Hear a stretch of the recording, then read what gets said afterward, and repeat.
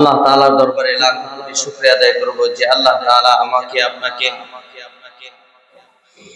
দুনিয়ার সমস্ত ঝামেলা থেকে মুক্ত করে জুমার নামাজকে লক্ষ্য করে মসজিদে আসার বসার তৌফিক দিয়েছেন। সেজন্য সকলের জবানকে খুলে একবার শুকর আদায় করি আলহামদুলিল্লাহ।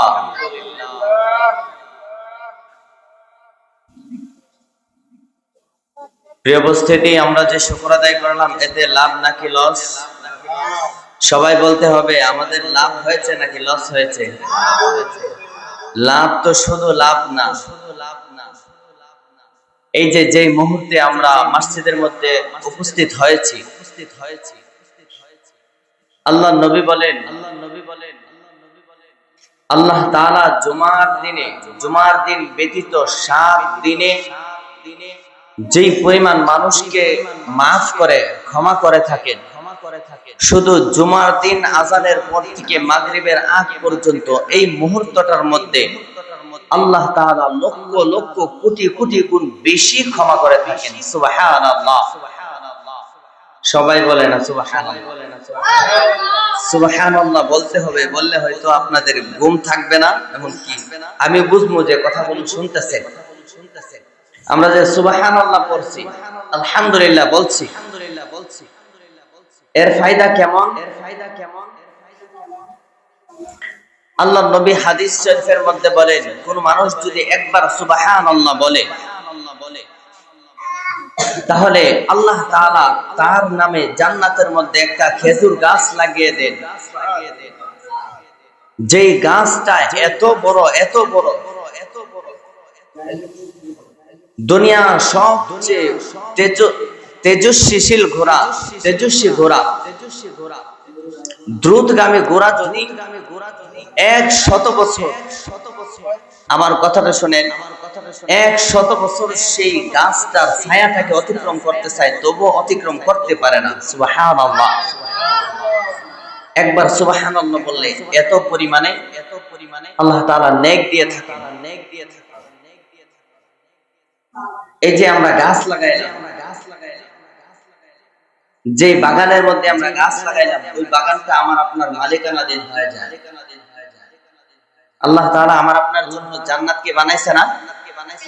দুনিয়ার জমিনে যত মানুষ আল্লাহ তাআলা পৃথিবীর শুরু থেকে পাঠাইছে কিয়ামত পর্যন্ত পারবে, প্রত্যেকটা মানুষের জন্য আল্লাহ তাআলা জান্নাত বানায় রাখছে। আল্লাহ তাআলা সুযোগ দিয়া দিছে, ওই জান্নাতটাকে তুমি তোমার মতো করে সাজিয়ে নাও। দুনিয়া হচ্ছে সাজানোর জায়গা। কেমন করে?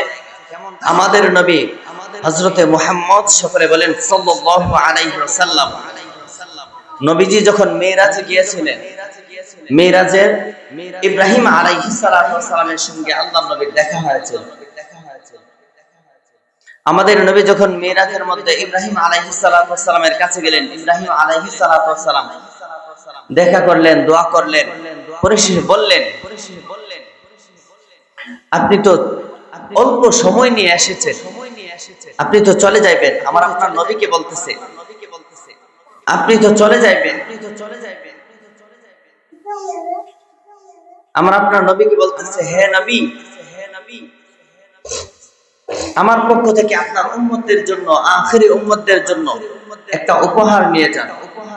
আপনার উম্মতদেরকে আমার পক্ষ থেকে সালাম জানাইবেন। সুবহানাল্লাহ। এবং ইব্রাহিম আলাইহিস সালাতু ওয়াস সালাম মিরাজের রজনীতে আমার আপনার নবীকে বলে দিলেন, হে নবী, আপনার উম্মতদেরকে আপনি জানায় দিবেন জান্নাতের মাটি বড়ই উর্বর, তারা যেন সেখানে গাছ লাগায়, গাছ বপন করে। কিসের গাছ? এই যে আমরা সুবহানাল্লাহ বললাম, ইব্রাহিম আলাইহিস সালাতু ওয়াস সালাম বলেন, হে নবী, আপনি আপনার উম্মতদেরকে বলবেন তারা যেন বেশি বেশি তাসবিহ পড়ে, সুবহানাল্লাহ, আলহামদুলিল্লাহ, আল্লাহু আকবার বলে। আচ্ছা, এই সুবহানাল্লাহ যে আমরা বলি, সুবহানাল্লাহ অর্থ কি? আল্লাহ তাআলা মহান, আল্লাহ তাআলা কত পবিত্র, আল্লাহ তাআলার গুণ বর্ণনা করা হয়। পৃথিবীর মধ্যে মানুষকে সবচেয়ে বেশি খুশি করা যায় যখন তার গুণ বর্ণনা করা হয়। যেমন আমরা বলি অমুক ভাইয়ের চরিত্র ফুলের মতো পবিত্র, ওই মানুষটা কেমন খুশি হয়? অনেক খুশি হয়ে যায়, ঠিক কিনা? বলে না সবাই ভিন্ন দিকে থাকে, মানুষের যখন প্রশংসা করা হয় ওই মানুষটা খুব ভালো, তখন ওই মানুষটা যদি শুনে খুব আনন্দিত হয়। তেমনি ভাবে আল্লাহ তাআলাও আনন্দিত হয় যখন বান্দা বলে সুবহানাল্লাহ, আলহামদুলিল্লাহ। কেমন ভাবে আনন্দিত হয়?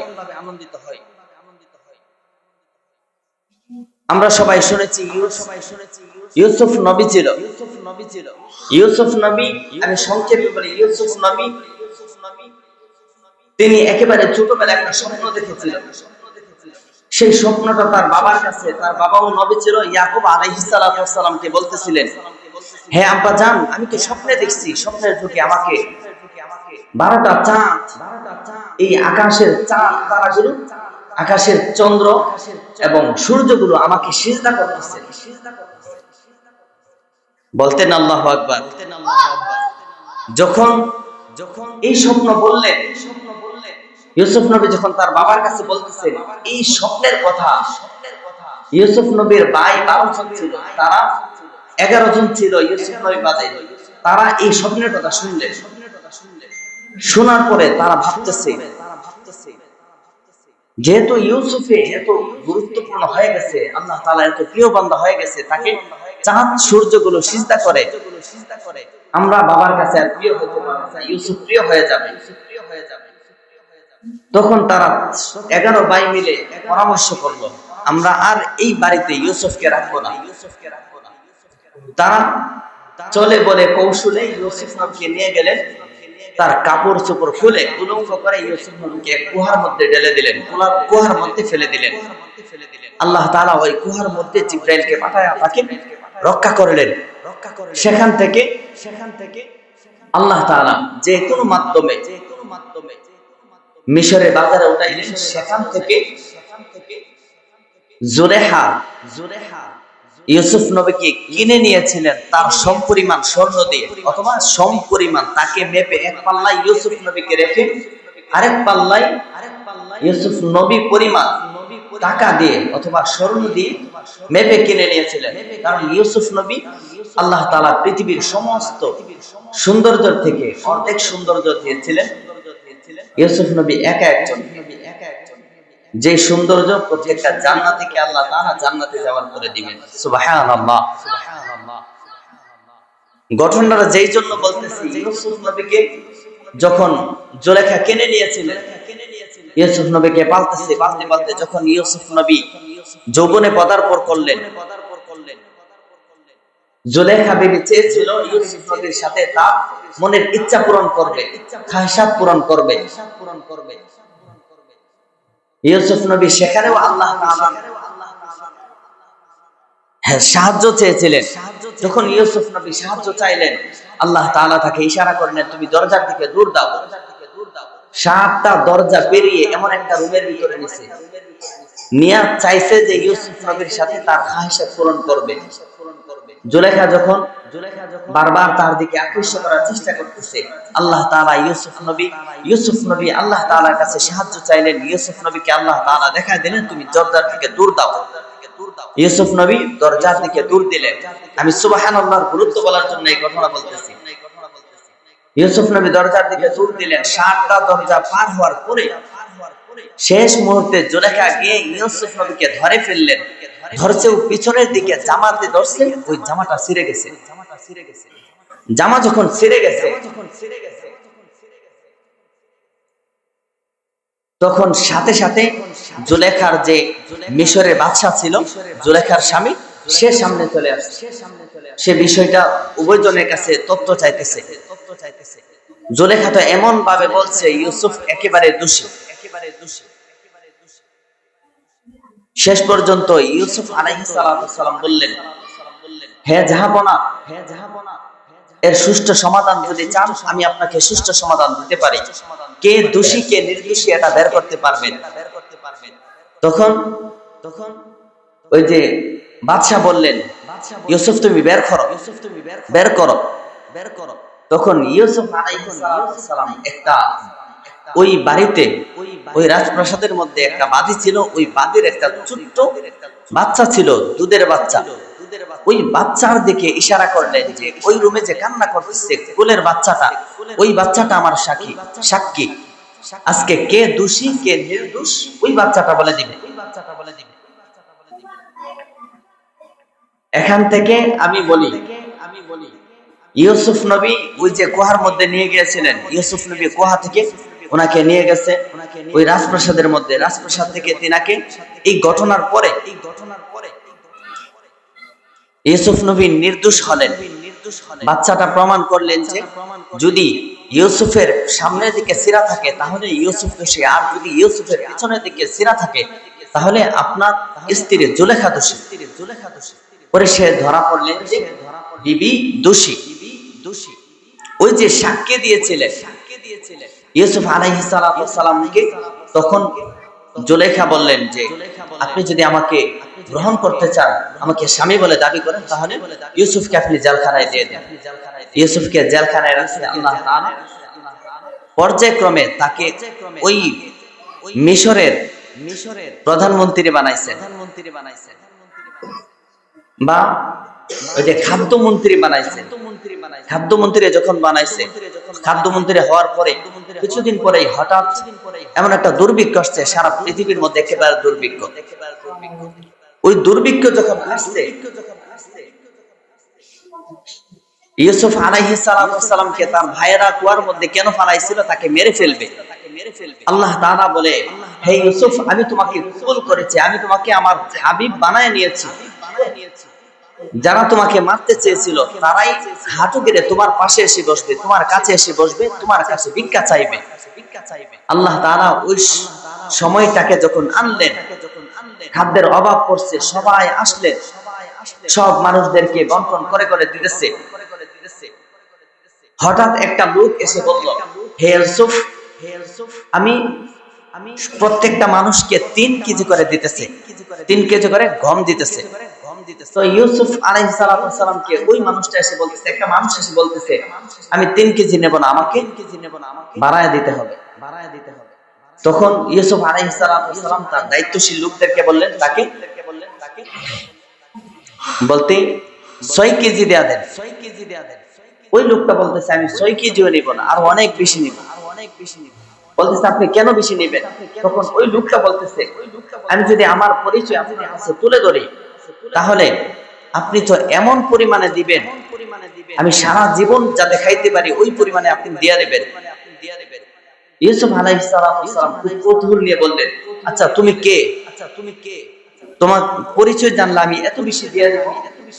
এই কথা যখন বললেন, ওই লোকটা বলতেছে, হে ইউসুফ, আমি হলাম ওই ব্যক্তি, যে ব্যক্তিটা জুলাইখার সাথে আপনার যখন সমস্যা হয়েছিল, কোলে থাকা শিশুটা, যে শিশুটা আপনার পবিত্রতা প্রমাণ করেছিল, পবিত্রতার সাক্ষী দিয়েছিল। আমরা প্রতিনিয়ত আল্লাহ তাআলার পবিত্রতার সাক্ষী দিতেছি কিনা? সুবহানাল্লাহ বলি না? এটা আল্লাহ তাআলার পবিত্রতা। ওই কথা যখন ইউসুফ আলাইহিস সালাম জানলেন, তখন ইউসুফ আলাইহিস সালাম তাকে 105 কেজি দিয়ে দেওয়া আদেশ করে দিলেন। সুবহানাল্লাহ। আল্লাহ তাআলা ইউসুফ নবীকে ডাক দেয়া বলেন, হে ইউসুফ,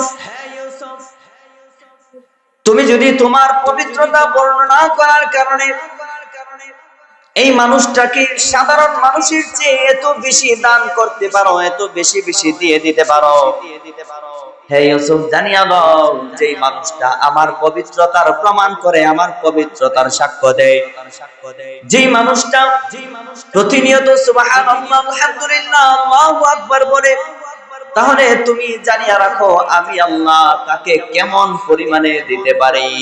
সুবহানাল্লাহ। ইউসুফ আলাইহিস সালাম তার পবিত্রতা বর্ণনা করার কারণে, সাক্ষী দেওয়ার কারণে তাকে সমস্ত মানুষের চেয়ে অনেক বেশি পরিমাণে দিয়েছিলেন।